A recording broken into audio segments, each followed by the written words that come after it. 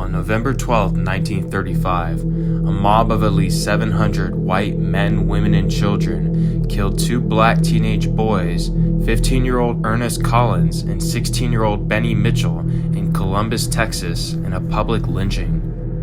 In October 1935, a young white woman's body was found in a creek near her family's farm in Colorado County, Texas. When local officials concluded that she had been murdered, suspicion soon focused on Ernest Collins and Benny Mitchell, two black teens who had been seen picking pecans near the same creek. During this era of Jim Crow, many black people were accused of crimes with little or no evidence. Many of the times, their mere presence was enough to constitute guilt. Law enforcement officers arrested Ernest and Benny, and soon after, reported that the young men had confessed to the crime. Black suspects in the South during this time were regularly subjected to beatings, torture, and threats of lynching during police interrogations. News reports eagerly reported Ernest and Benny's alleged confessions as truthful justifications for the brutal lynchings that followed. But without fair investigation or a trial, their supposed confessions serve as more reliable evidence of fear than actual guilt. The two were held in Houston after their arrest until they had to return to Columbus for a trial on November 12th. While the sheriff was transporting Benny and Ernest to the Colorado County Courthouse, several cars filled with armed white men stopped them on a bridge crossing and demanded to lynch the two boys.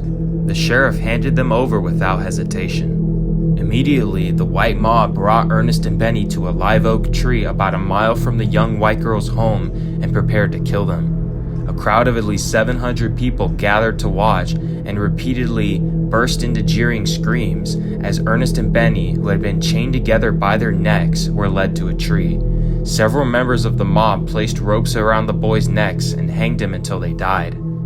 This shocking photograph shows two men holding the same rope that Ernest and Benny were lynched with.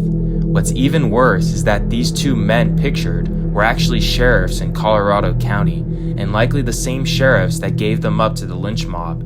There is also much speculation, judging by the boastfulness of the picture, that they likely hanged the men themselves. The next day, the white community proudly boasted and praised the lynchings.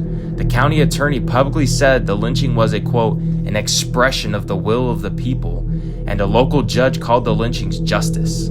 Several newspapers reporting on the lynchings printed an image of two local sheriff officials posing with one of the lynching ropes, and both ropes were exhibited in a local drugstore.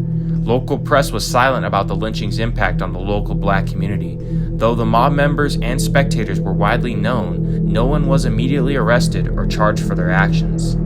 Since the end of Reconstruction in 1877, racial terror lynchings targeting black communities had killed thousands of men, women, and children throughout the United States. But repeated calls for a federal anti-lynching law had failed due to obstruction by Southern white lawmakers. In 1935, the same year that Mitchell and Collins were lynched, an anti-lynching bill was introduced in the U.S. Senate. Texas Senator Tom Connolly opposed the bill and claimed that states were capable of stopping lynching without, quote, federal interference. Within weeks of the lynching, the NAACP protested the lack of any state or local investigation and insisted it clearly showed that many states could not or would not act to stop the lynching of black people. The bill ultimately failed, and the U.S. Congress never passed any anti-lynching legislation during the 20th century. Ernest Collins and Benny Mitchell are at least two of at least 7 African American victims of racial terror lynching killed in Colorado County, Texas, between 1877 and 1950. No one has ever been brought up on charges or held accountable for their role in the horrific lynching of 2 minors.